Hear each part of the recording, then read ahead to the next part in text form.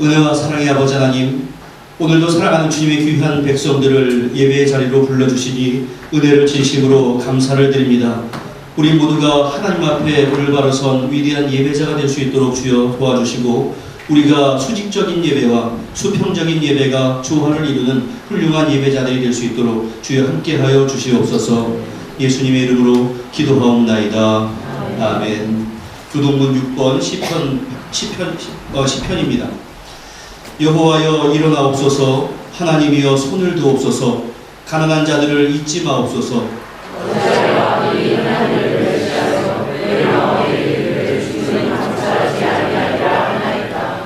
주께서는 보셨나이다. 주는 재앙과 원한을 강철하시고 주의 손으로 갚으려 하시오니, 주는 벌써부터 보화를 도우시는 이십니다. 악인의 팔을 꺾으소서. 악한 자의 악을 더 이상 찾아낼 수 없을 때까지 찾으소서. 여호와께서는 영원 무궁하시고 왕이시니 이방 나라들이 주의 땅에서 멸망하였나이다. 여호와여, 주는 겸손한 자의 소원을 들으셨사오니 그들의 마음을 준비하시며 귀를 기울여 들으시고, 고아와 압제당하는 자를 위하여 심판하사 세상에 속한 자가 다시는 위협하지 못하게 하시리이다. 아멘.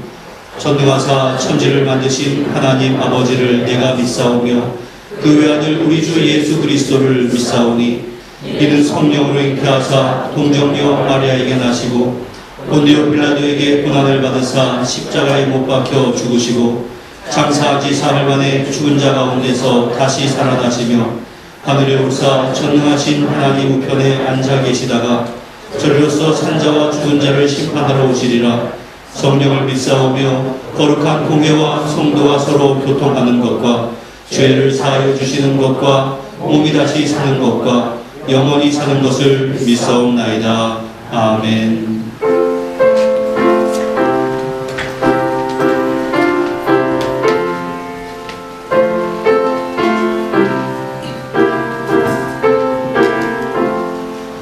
주여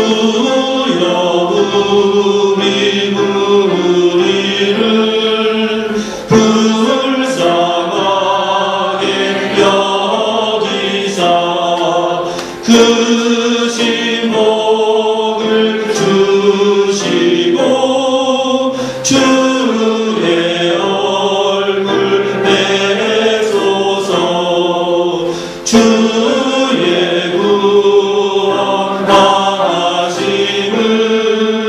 널리 알게 하시니 전하는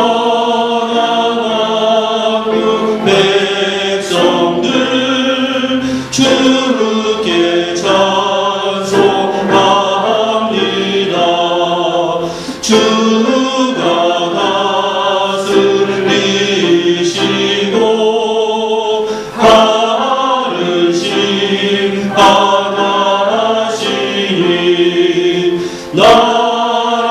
나라들이 즐기며 기쁜 노래합니다. 땅에 나는 모든 것 주의 크신 은혜니 모든 나라 백성들 주께 찬송합니다. 하나님 우리에게 복을 내려 주시니 땅의 모든 만물이 주를 경배합니다. 아멘.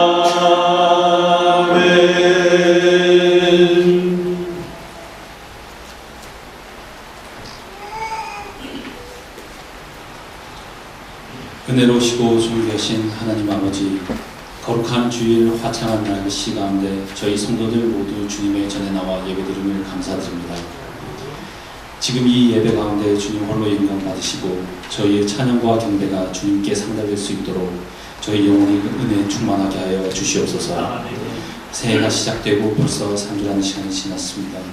각자 새롭게 다짐하고 생각했던 계획들 가운데 먼저 우리 은총교회 성도 모두가 작게는 가정 안에서 그리고 세상 가운데서 본이 되는 주님의 자녀로 그리고 참된 예배자로서 살아가게 하여 주시옵소서. 주님이 그리고 그 거룩한 말씀이 저희 삶의 중심이 되게 하시어 그 온전한 지혜로 마귀의 유혹을 분별하고 부르치게 하여 주시옵소서. 어떠한 사소한 것도 주님께 맡겨 걱정하지 않게 하시고 저희는 그저 지금 있는 그 자리 가운데 최선을 다하게 하여 주시옵소서. 저희들의 몸과 마음이 주님을 향하며 세상의 어떤 고난과 재난을 꺾이지 않도록 하여 주시고 더욱 강건하게 하여 주시옵소서. 목사님의 말씀 가운데 주님의 영이 충만하게 하여 주시고 듣는 저희 모두가 온전히 이해하고 삶 가운데 나타내게 하여 주시옵소서. 음식으로 청소로 교사로 준비로 봉사하시는 손길 위에 찬양으로 헌신하는 그 목소리를 주님 기뻐 받아주시고 주님 홀로 영광 받아주시옵소서. 우리 모두가 하루하루 새로운 힘으로 주님께 돌아가는 그날까지 승리하며 살게 하여 주시옵소서. 감사드리며 예수님 이름으로 기도드립니다. 아멘.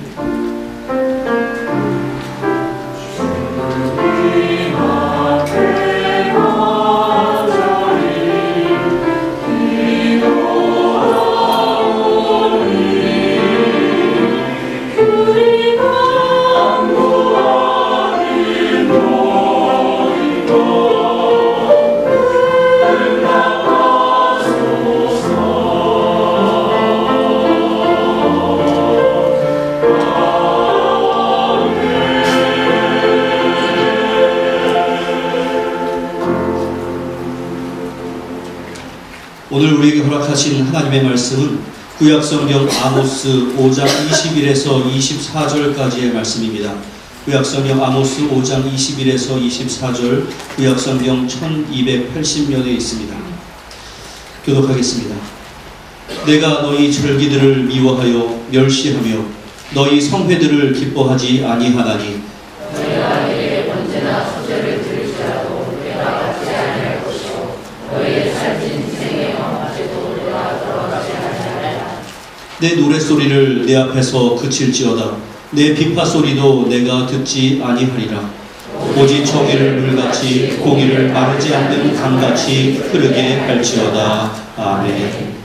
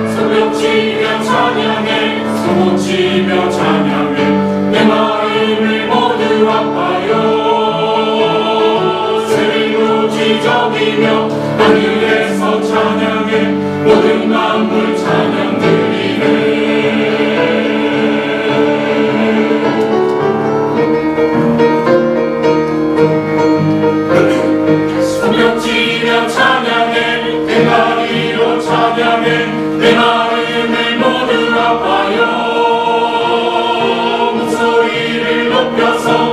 주께 영광 돌리세 할렐루야 아멘 아멘 할렐루야 아멘 나 소리 높여서 내 주님을 찬양하라 할렐루야 아멘 다 함께 찬양해 왕의 왕이 되신 주께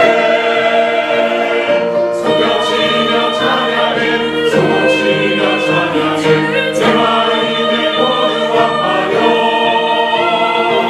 소리를 높여서 주께 영광 돌리세 할렐루야 아멘 아멘 할렐루야 주께 찬양해 손뼉 치면서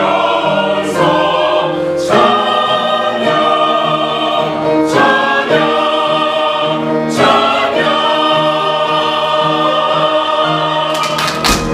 아멘. 가사가 손뼉치며 찬양하니까 우리 다 같이 박수로 하는 시간을 갖겠습니다. 기도하겠습니다. 은혜와 사랑의 아버지 하나님, 우리가 예배당 가운데서 또한 삶의 모든 순간순간마다 주님을 향한 찬양의 고백이 끊어지지 않도록 우리의 마음을 주장하여 주시옵소서.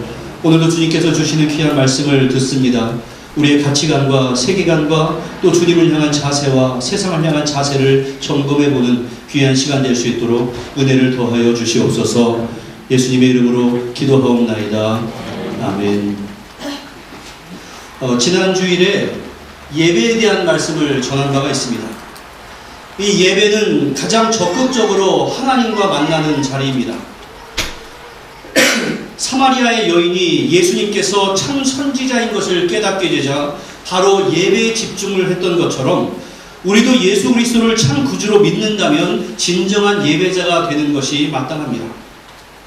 주님께서 찾으시는 그 한 사람, 그 예배자가 되기 위해서 우리는 최선을 다해서 헌신해야 합니다. 그리고 나의 상황이 아니라 오직 하나님께만 집중하는 참 예배자, 그런 사람이 하나님의 은총으로 말미암아 영이 회복되고 또 육이 회복되는 그러한 은혜를 경험할 수 있는 것입니다. 그런데 우리가 예배를 드림에 있어서 한 가지 굉장히 중요한 것을 더 생각해야 하는 것이 있습니다.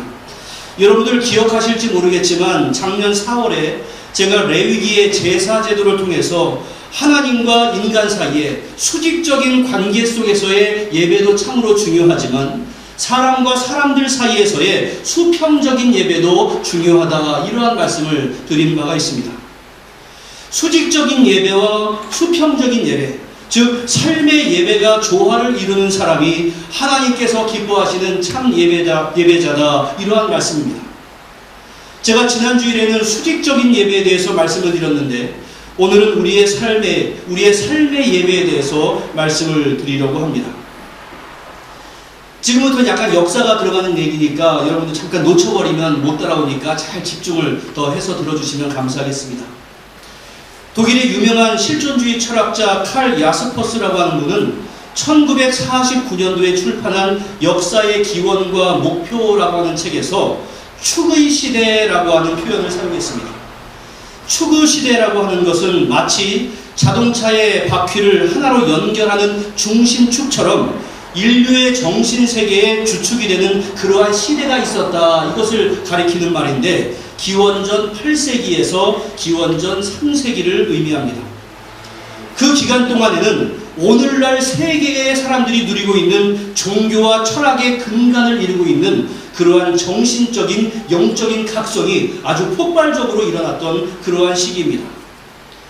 인도에서는 불교의 창시자인 고타마 시타르타가, 또 중국에서는 공자, 맹자, 묵자, 노자 등이, 그리고 그리스에서는 소크라테스와 플라톤이, 그리고 이스라엘에는 많은 선지자들이 활동을 했습니다.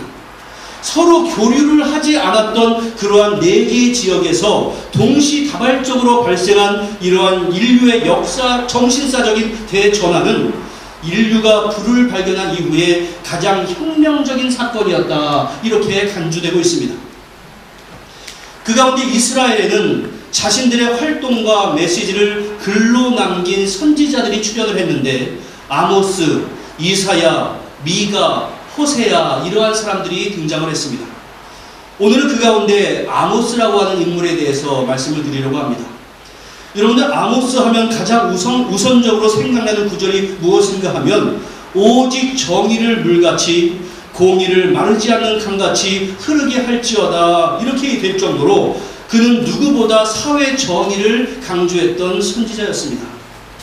제가 신학교에 막 입학했을 때였습니다. 그때 당시는 우리나라는 아직은 민주화가 덜 된 그러한 시기였기 때문에 사방에, 신학교의 사방에도 오직 정의를 물같이 공의를 하수같이 이러한 것이 많이 적혀 있었던 그러한 것을 경험하기도 했습니다. 그는 여로보암 2세가 북이스라엘을 통치하던 기원전 765년에서 760년 사이에 선지자 사역을 수행했던 사람입니다. 그는 원래 남쪽 유다에서 목축업을 종사했던 사람이었는데 어느 날 하나님께서 그를 선지자로 부르시고는 북이스라엘에 가서 하나님의 말씀을 선포해라 라고 했던 아주 특별한 인물입니다. 그가 선지자로 소명을 받은 기원전 8세기 중반은 북이스라엘과 남유다 모두 경제적으로 아주 번영을 누리던 때였습니다. 당시에 고대 근동의 절대 강자였던 아시리아, 아수르가 국내 정치 문제로 인해서 외부에 신경을 쓸 수 없는 틈을 타서 북이스라엘과 남유다 모두가 내치에 집중할 수 있었고, 그 결과 북이스라엘과 남유다 모두 경제적인 번영과 함께 군사적인 안정을 도모할 수 있었습니다.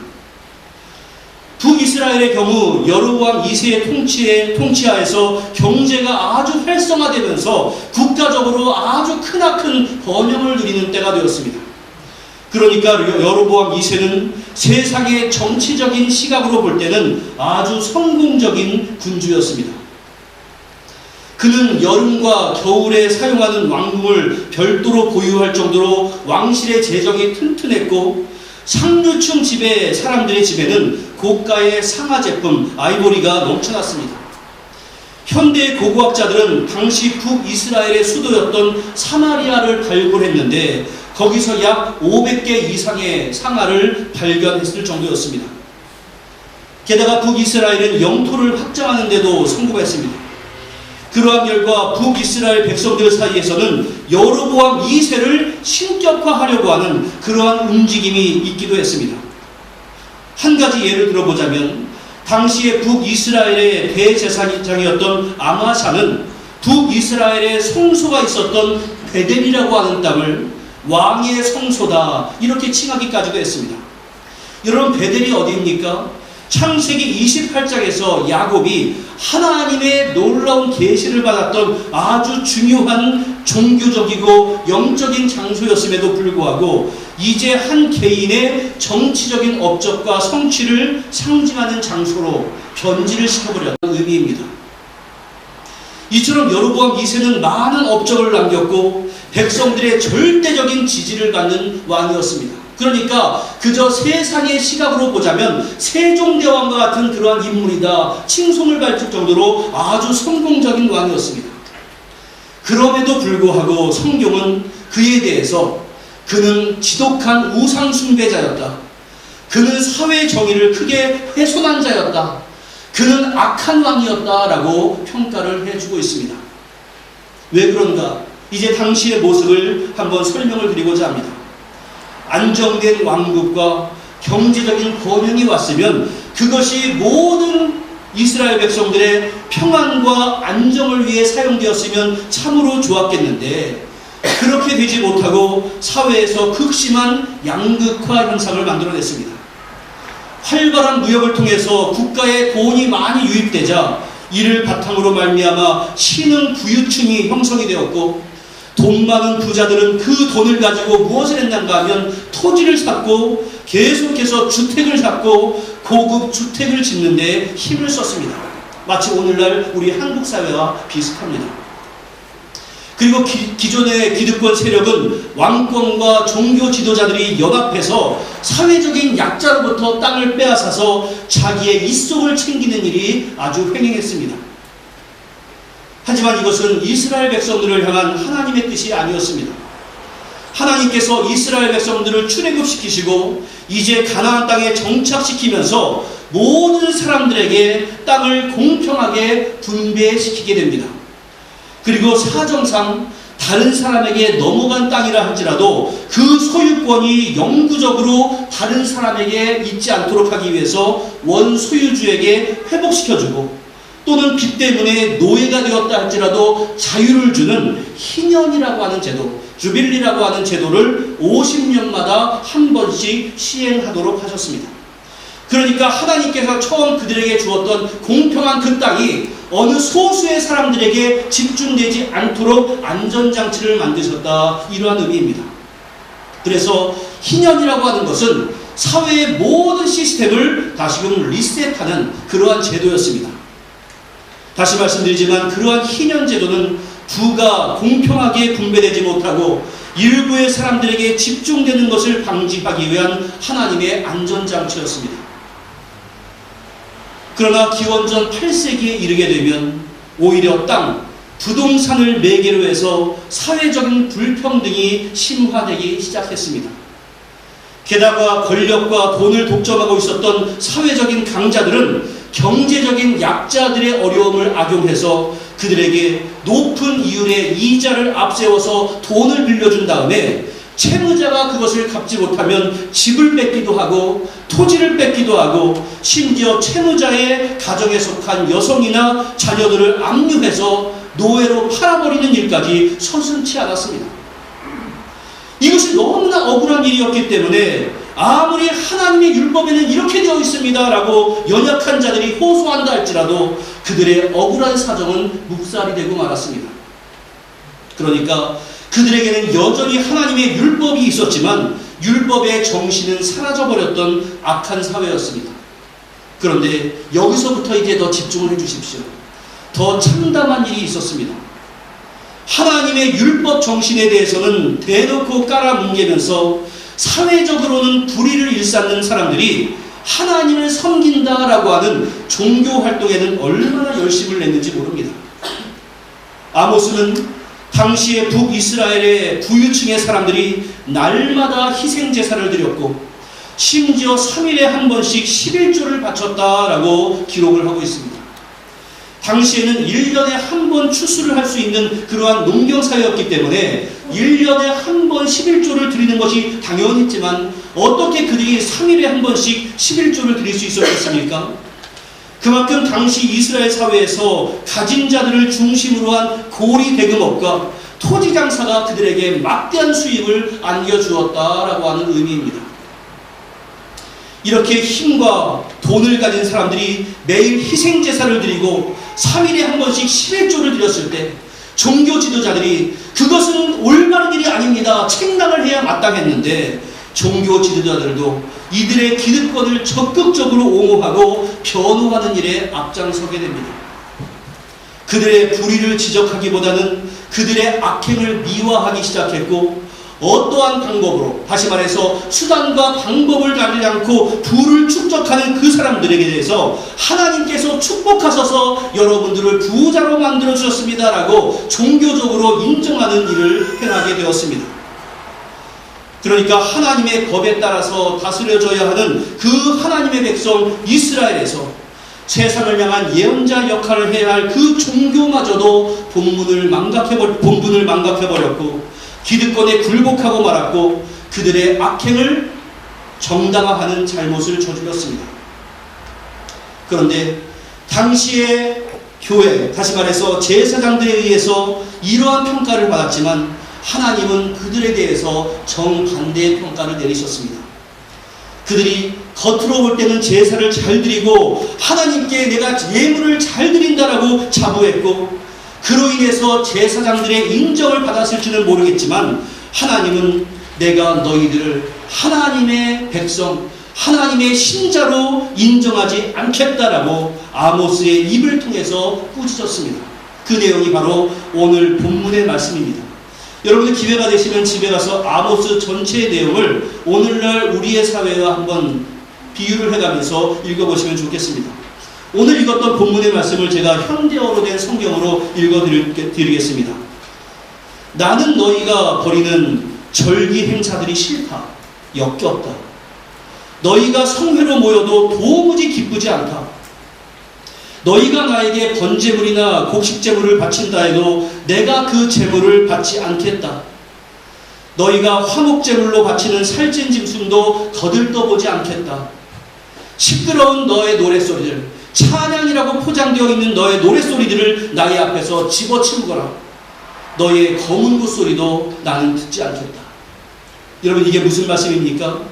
하나님은 이스라엘 백성들이 아무리 절기를 철저하게 지키고 제사를 잘 드리고 그들이 제물을 바치고 찬양을 한다 할지라도, 다시 말씀드려서 형식적인 예배가 아무리 완전한 예배를 드린다 할지라도 나는 그 예배를 받지 않겠다. 오히려 그 예배는 나를 역겹게 만든다라고 말씀을 하셨습니다.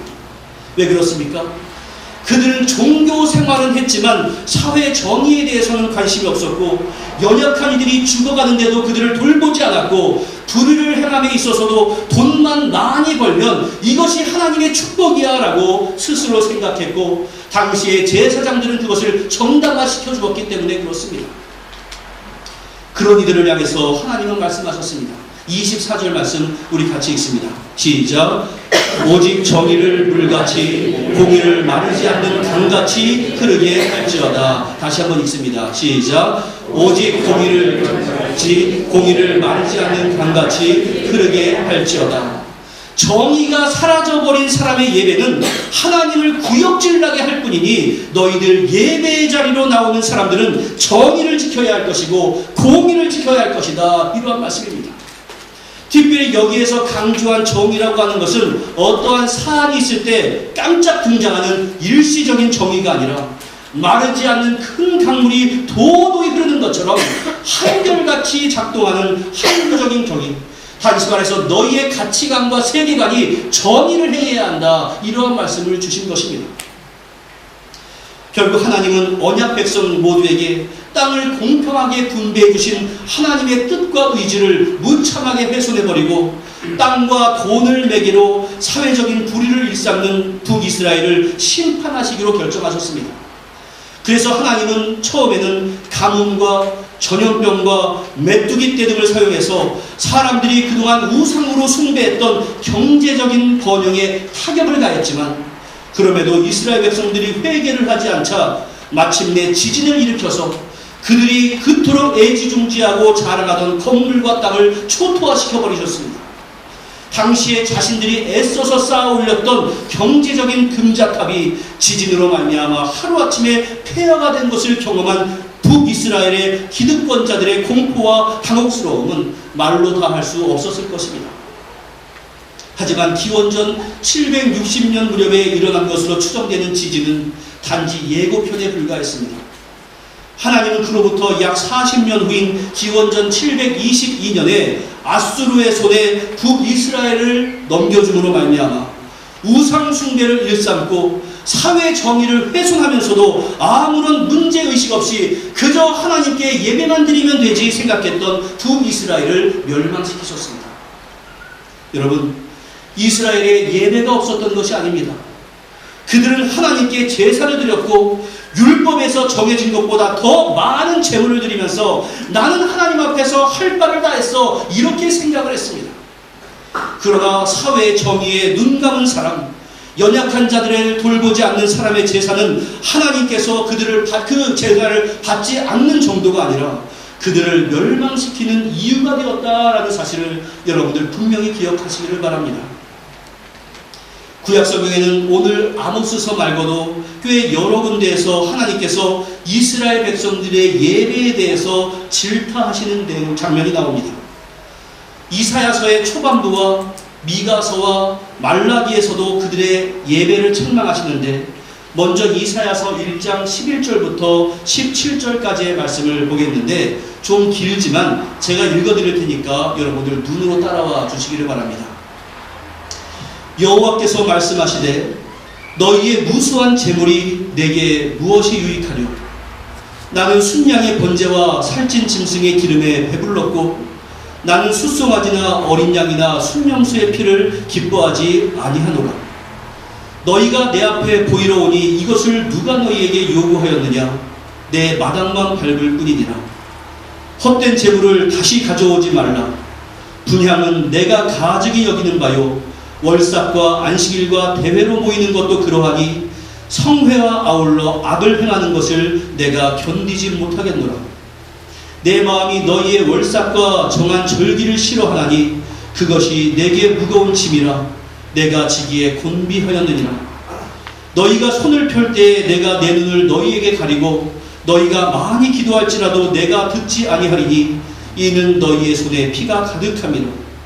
너희는 스스로 씻으며 스스로 깨끗하게 하여 내 목전에서 너희 악한 행실을 버리며 행함을 그치고 선행을 배우며 정의를 구하며 학대받는 자를 도와주며 고아를 위하여 신원하며 과부를 위하여 변호하라 하였느니라.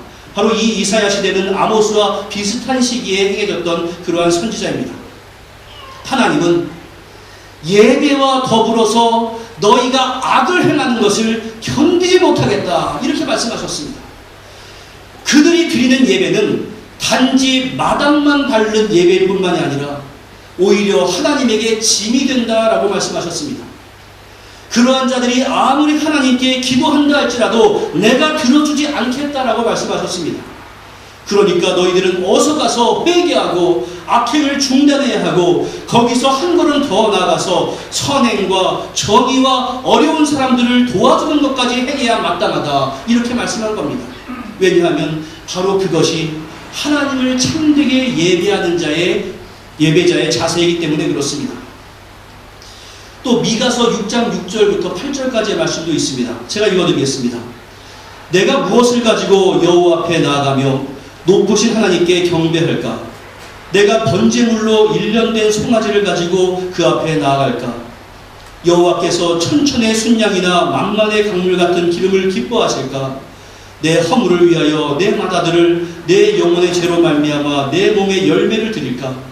사람아, 주께서 선한 것이 무엇임을 내게 보이셨나니 뒤에 같이 읽습니다. 시작. 여호와께서 내게 구하시는 것은 오직 정의를 행하며 인자를 사랑하며 겸손하게 내 하나님과 함께 행하는 것이 아니냐. 여러분, 하나님께 가장 귀한 예물을 정성스럽게 바치는 것 중요한 일입니다. 우리가 가능한 조건 가운데서 최고의 형식을 가지고 진정한 예물을 드리는 예배를 드리는 것 참으로 소중한 일입니다. 말라기서를 보면 사람들이 하나님께 제사를 드린다라고 하면서도 제대로 된 제물을 하나님께 드리는 것이 아까워서 상품성 없는 눈먼 제물, 장애가 있는 제물, 다른 사람에게 주어도 기뻐하지 않을 만한 가치 없는 제물을 하나님께 드렸습니다. 그리고 나서 나는 하나님께 제물을 드렸어 라고 할 바를 다 했다 라고 생각을 하기도 했습니다. 그런 예배에 대해서 하나님은 그런 예물을 드리지 못하게 너희 중에 성전문을 닫아버릴 사람이 있었으면 좋겠다. 내가 너희를 기뻐하지 아니하며 너희가 손으로 드리는 것도 받지 않을 것이다 라고 말씀을 하셨습니다. 그러니까 하나님께 가장 좋은 형식으로 예배하고 나에게 가장 소중한 것을 아끼지 않고 하나님 앞에 바쳐 드리는 것은 참으로 좋은 일입니다. 그러나 아무리 좋은 양, 많은 예물, 심지어 나의 자녀와 내가 아무리 많이 봉사한다 할지라도 그것 자체가 핵심이 아니라 말씀하셨습니다. 하나님께서 예배자에게 구하는 것은 정의를 행하며 인자를 사랑하며 겸손하게 하나님께 행하는 것이다 라고 말씀을 해주셨습니다. 또 우리 예수님께서도 말씀을 하셨습니다. 나는 너희에게 이르노니 형제에게 노하는 자마다 심판을 받게 되고 형제를 대하여 나가라 하는 자는 공회에 잡혀가게 되고 미련한 놈이라 하는 자는 지옥불에 들어가게 되리라. 그러므로 예물을 제단에 드리려다가 거기서 내 형제에게 원망 들을 만한 일이 있는 것이 생각나거든 예물을 제단 앞에 두고 먼저 가서 형제와 화목하고 그 후에 와서 예물을 드리라. 이렇게 말씀하셨습니다. 주님은 예물을 제단에 드리는 것, 이것을 무시하는 것이 아닙니다. 그것은 중요한 일입니다. 다시 말해서요, 우리가 형식이 잘 갖춰진 예배를 드린다라고 하는 것은 너무나 중요한 일입니다. 그러나 형제에게 노하고 그를 비방한 것으로 인해서 그와 관계가 깨져버렸다고 한다면 그것을 해결하는 것 또한 예배자로서 그에 못지않게 중요하다라는 것을 말씀해 주시는 겁니다. 사랑하는 성도 여러분, 하나님을 향한 우리의 예배는 그저 예배당 안에서 이루어지는 것이 아닙니다. 우리의 예배는 분명히 이 예배당 안에서 이루어지지만 우리가 세상을 향해 살아가면서 그 예배는 연장이 되는 겁니다. 종종 하나님께 재물의 축복을 받았다라고 하는 사람의 간증을 들을 때, 그리고 그러한 사람이 방송에 나와서 간증을 하고 때로는 책을 내서 많은 사람들이 읽혀질 때 깜짝 놀랄 때가 종종 있습니다. 저는 하나님으로부터 이러한 재물의 축복을 받았어요 라고 간증을 방송국에 나와서 하는데, 그러한 사람의 재산을 모은 과정을 보니까 분명히 사회적인 기준으로 볼 때도 지탄받아 마땅한 부동산 투기인데, 그런 행위로 부자가 된 것이 잘못인지도 모르고 하나님께서 나에게 얼마나 큰 축복을 줬는지 몰라요 라고 자랑스럽게 간증합니다. 그런데 그것을 듣고 있는 사회자나 패널들도 할렐루야 라고 하면서 맞장구를 쳐주고 박수를 쳐줍니다. 어떤 사람이 사장으로서 직원에게 복음을 이렇게 전했습니다 라고 자랑스럽게 간증을 하고, 그것을 듣는 사람은 잘했다라고 박수를 쳐주는데, 잘 들어보면 복음 전파라고 하는 이유로 직원들에게 부당하게 자유를 제한하고 때로는 임금을 제대로 주지 않는 것을 볼 때도 있었습니다. 어느 주일학교 교사가 아이들에게 전화 신방을 위해서 회사에 출근해서 업무 아이들에게 전화하고 손편지 쓰는 것을 했다고 자랑스럽게 말하는 것을 들으면서 거기에 대해서 야, 당신은 하나님의 일을 열심히 하는 사람입니다 라고 맞장구 쳐주는 사람도 많습니다. 회사 일 하지 않는 직원에게 급여 주는 것이 사장의 의무는 아니지 않겠습니까? 여러분들, 제가 위에서 언급한 것들은 어쩌면 극단적인 일일지도 모르겠습니다.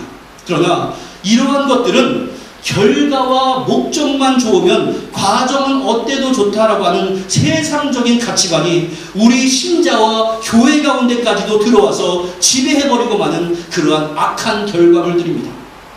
그것은 하나님을 잘 섬긴다라고 포장이 되어 있지만 여러분들, 신자로서 우상 숭배하고 있는 다른 측면의 모양입니다. 우리 신자들은 그렇게 해서는 안 됩니다. 우리가 사회적이라고 하는 거창한 것을 말할 때는 목숨을 걸고 나아가야 하는 혁명적인 것만을 말하는 것이 아니라, 우리가 예배 시간에 하나님께 집중해서 예배를 드리는 것처럼 세상에서는 자기에게 주어진 사회적인 소명에 집중해서 살아드려야 하는 것이고, 날마다 순간마다 내가 하나님 앞에서 살아간다라고 하는 신앙 고백을 삶으로 증거하는 것입니다. 여러분, 우리는 참 예배자들이 되어야 합니다. 그 예배자는 정의를 물같이, 공의를 마르지 않는 강같이 흐르게 하는 그러한 삶입니다. 그러한 삶을 살기를 원하는 자에게 때로는 선지자처럼 또는 독립투사들처럼 크나큰 사회적인 요구가 있을 때도 있습니다. 그러나 그것은 아주 특별한 경우입니다. 많은 경우에 있어서 우리 같은 평범한 사람들에게 내 삶이 하나님 보시기에 부끄럽지 않는 삶, 다른 사람들 보기에도 떳떳한 삶, 다른 사람들을 긍휼히 여기는 삶, 이것으로 우리의 공의와 정의는 드러나게 되어 있습니다. 사랑하는 성도 여러분, 예배당 밖은 우리의 또 다른 예배의 현장입니다. 따라해 주십시오. 예배당 밖은 또 다른 예배의 현장이다.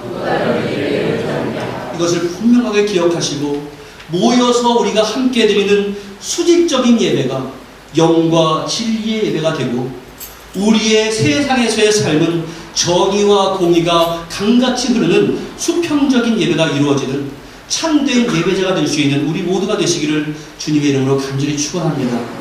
기도하겠습니다.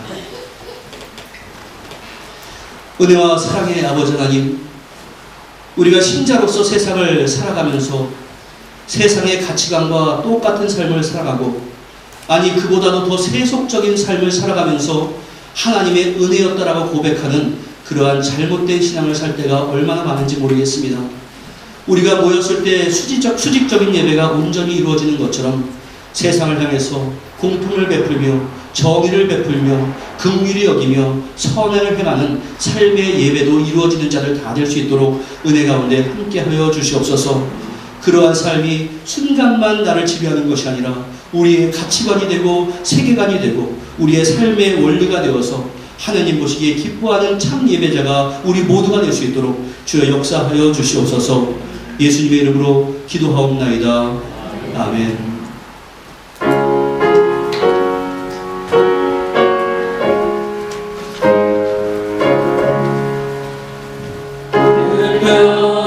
평생에 가는 길 숨타마요 늘 잔잔한 밤 같은지 눈물 바로 무섭고 어렵든지 나의 영혼은 늘 변하다 내 영혼 평안해 내 영혼 평안해 저마귀는 우리를 삼키려고 이 멀리도 달려와도 주 예수는 우리의 대장되니 끝내 싸워서 이기리라 내 영혼 평안해 내 영혼 평안해 내 지은 죄 주옵니 간더라도 주 예수께 아뢰며 그 십자가 비로소 다시 세상 있는 보다 정하리라 내 영혼 평안해 내 영혼 평안해 저 공중에 구름이 일어나며 큰 나팔이 울릴 때에 주 오셔서 세상을 심판해도 나의 영혼을 없으니 내 영혼 평안해 내 영혼 평안해 아멘. 당부 말씀드리겠습니다. 주부로 참조하시기 바랍니다. 오늘 어쩌기에 처음 오신 분이나 어쩌기에 방문하신 모든 분께 주님 이름으로 환영합니다. 마음을 정하시는 대로 등록하시면 감사하겠습니다. 또한 2024년도 기도 요청 카드를 작성하셔서 제출해 주시기 바랍니다. 또한 2024년 봉사 지원서를 오늘까지 제출해 주시기 바랍니다. 그리고 찬양대와 태면 찬양대 교사 통역팀의 부수장이 일괄 정리해서 제출해 주시기 바랍니다. 또한 신년 축복 신방을 원하는 가정은 담임 목사님께 연락해 주시기 바랍니다. 또한 일정을 잡아주시기 바랍니다. 1, 2월 행사내에 보시면 다음 주일은 교육부서 수료협정 수여와 정기당회가 있습니다. 또 2월 4일 주일은 2024년 재직과 봉사 임명이 있겠습니다. 또 2월 11일 주일은 야외 예배로 드립니다. 기도해 주시기 바랍니다. 이상.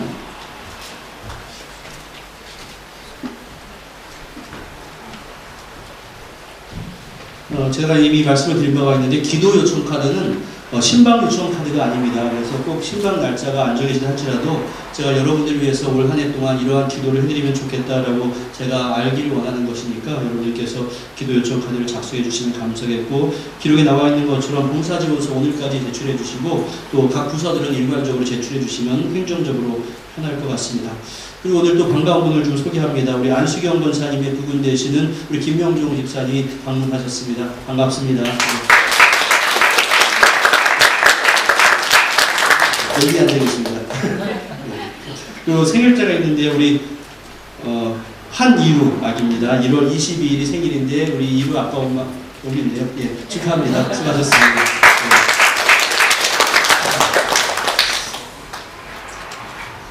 오늘 많이 덥지요? 예, 앞에서 오늘 예배 전에 찬양대 기도해 주러 갔더니 우리 집사님 한 분이 목사님 그 양복 벗으세요. 우리가 보는 사람이 더워요. 이렇게 하는데 내년쯤 되면 예배당 건축이 잘 되면은 우리가 시원하게 예배드릴 수 있지 않겠습니까? 하여튼 쾌적한 환경을 드리지 못해 죄송하고 내년이면 좀 좋아지지 않을까 생각하는데 잘 진행될 수 있도록 기도해 주시면 감사하겠습니다. 감사의 제목 함께 나누겠습니다. 주님의 때에 주님의 방법으로 가장 좋은 것을 주시는 주님을 감사하며 더욱 신뢰하게 하옵소서. 범사에 항상 감사를 드립니다. 변함없으신 하나님 은혜에 감사드립니다. 범사에 감사드립니다. 이러한 감사의 제목들이 있었습니다. 우리 함께 주 앞에 기도하겠습니다. 은혜와 사랑의 아버지 하나님, 우리에게 귀한 예배의 시간을 허락하셔서 예배를 드릴 수 있도록 허락하시니 은혜를 진심으로 감사를 드립니다.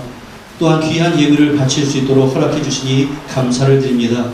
이 더운 날에 우리가 열심히 노력해서 얻은 그러한 수입의 일부를 하나님 앞에 드리오니 하나님 보시기에 기뻐하는 그러한 물질 될 수 있도록 도와주시고, 우리가 집행하는 자들도 지혜롭게 잘 집행하는 그러한 재물 될 수 있도록 주여 역사하시고, 복음 전파와 선교 사역에서 잘 사용될 수 있도록 은혜 가운데 역사하여 주시옵소서. 우리 사랑하는 성도들의 손길을 함께 해주시고 손이 수고한 대로 먹게 하시고 재정적으로 곤란한 일 당하지 않는 한 해 될 수 있도록 은총 가운데 역사하여 주시옵소서. 예수님의 이름으로 기도하옵나이다. 아멘. 예, 자리에서 일어나셔서 주변의 분들과 인사 나누겠습니다. 반갑습니다. 평안하셨습니까? 건강하셨어요? 예, 우리 함께 행복 찬양하겠습니다.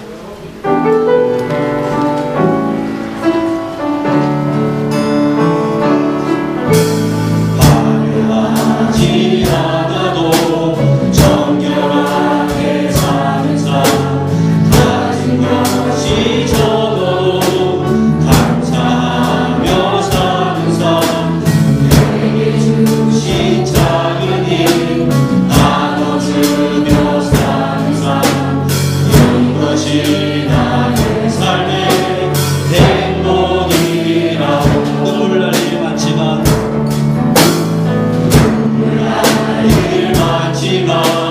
기도할 수 있는 것, 억울한 일 많으나 주를 위해 잡는 것, 비록 짧은 작은 삶 주 뜻대로 사는 것, 이것이 나의 삶의 행복. 우리 다른 분들을 축복하면서 이것이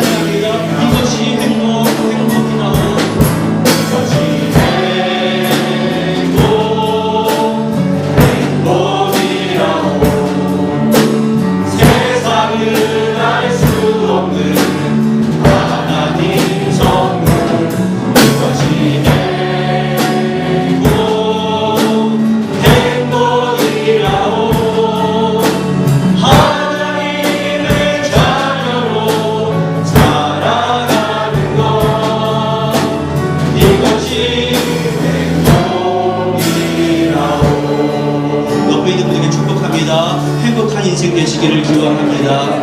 행복한 한 주간 되시기를 기원합니다. 기도하겠습니다.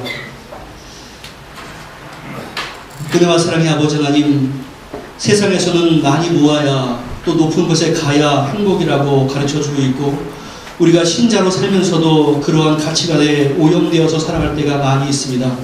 하지만 우리의 진정한 행복이 무엇인가를 깊이 인식할 수 있는 그러한 세계관과 성경관이 올바로 서 있는 신자들 될 수 있도록 은혜 가운데 역사하여 주시옵소서. 하나님과 관계성이 올바로 이루어지며 하나님 앞에서 수직적인 예배가 온전히 이루어지며 성도 간에 사랑하고 이웃에게 선행을 베풀 수 있는 그러한 삶이 얼마나 복되고 행복한 인생인가를 가슴 깊이 기억하고 그 뜻대로 살아가는 자들 될 수 있도록 은혜 가운데 역사하여 주시옵소서.